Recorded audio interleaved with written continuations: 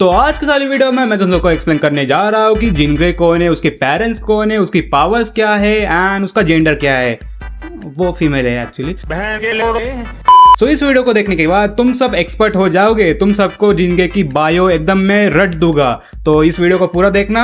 चलिए शुरू करते हैं। जीन ग्रे मार्वल की मोस्ट इम्पोर्टेंट एक्समैन कैरेक्टर, एक founding member and omega level mutant, one of the greatest telepath and telekinetics in Marvel universe. अभी उसे बनाया किसने था? स्टैन ली ने एंड जैक किर्बी ने। हमें Jean Grey first time introduce होती है एक्समैन की सीरीज में, जो कि सितंबर 1963 में रिलीज हुई थी। Her story become specially significant because उसका रिलेशन फिनिक्स फोर्स के साथ कनेक्टेड है। अभी जिसको फिनिक्स फोर्स ने बता कौन है, आगे वीडियो देखते जाओ तुम्हें पता चल जाएगा। अभी इस वीडियो का main topic, who is Jean Grey. Jean Grey पैदा होती है न्यूयॉर्क में एंड उसके मम्मी पापा थे जॉन एंड एलाइन ग्रे। अब देखो उसकी जो म्यूटेंट एबिलिटी थी वो उसके बचपन में मतलब अनलॉक नहीं हुई थी, क्योंकि उसे पता नहीं था कि उसके पास पावर है। अंटिल वन डे उसकी जो बेस्ट फ्रेंड थी एनी रिसर्चन, वो गाड़ी के सामने आके मर जाती है। मतलब basically Salman boy.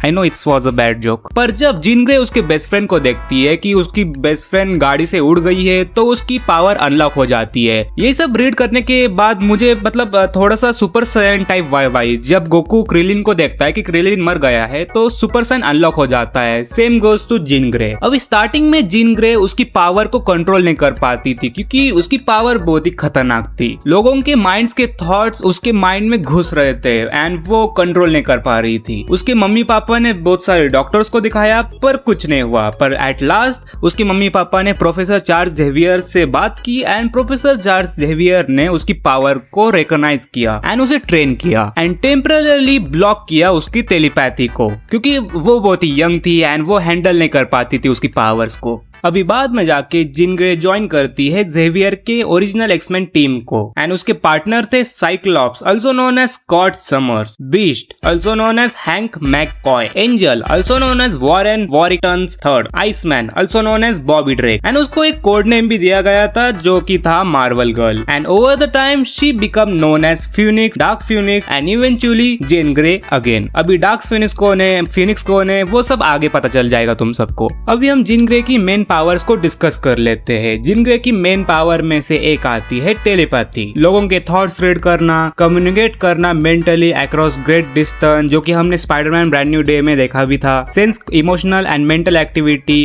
Create mental illusion, alert और erase memories, block other telepath, control और shut down a person's mind, share thought and information with multiple people, protect mind from psychic attack, attack an opponent consequences directly. अब ये तो हो गई उसकी telepathy की power. अभी हम उसकी टेलीकिनेसिस की पावर के बारे में बात करते हैं, जिनकी सेकेंड प्राइमरी पावर आती है telekinesis, the ability to move and manipulate matter with her mind. अभी टेलीकिनेसिस में क्या क्या आता है मैं बताता हूँ तुम सबको। लिफ्ट एंड थ्रो पीपल और ऑब्जेक्ट, मतलब लोगों को डायरेक्टली वो थ्रो कर सकती है एंड किसी भी ऑब्जेक्ट को, बुलेट को स्टॉप करना and create invisible force field, push enemy away, fly bye lifting and controlling her own body, hold सर्वल people in air, crush and disassemble objects, manipulate matter at an extremely small scale, generate powerful telekinetic attacks. जिनकी telekinesis power और भी strong बन जाती है जब वो telepathy and Phoenix force को combine कर देती है। जिन उसकी टेलीकिनेटिक एनर्जी को बोथ ऑफेंसली एंड डिफेंसली भी यूज कर सकती है, making her dangerous at close range and from a distance also. And अभी इस टेलीकिनेसिस पावर के साथ वो उड़ भी सकती है, पर अगर वो उसकी बॉडी फिनिक्स फोर्स के साथ अटैच हो जाए तो वो ट्रैवल कर सकती है स्पेस में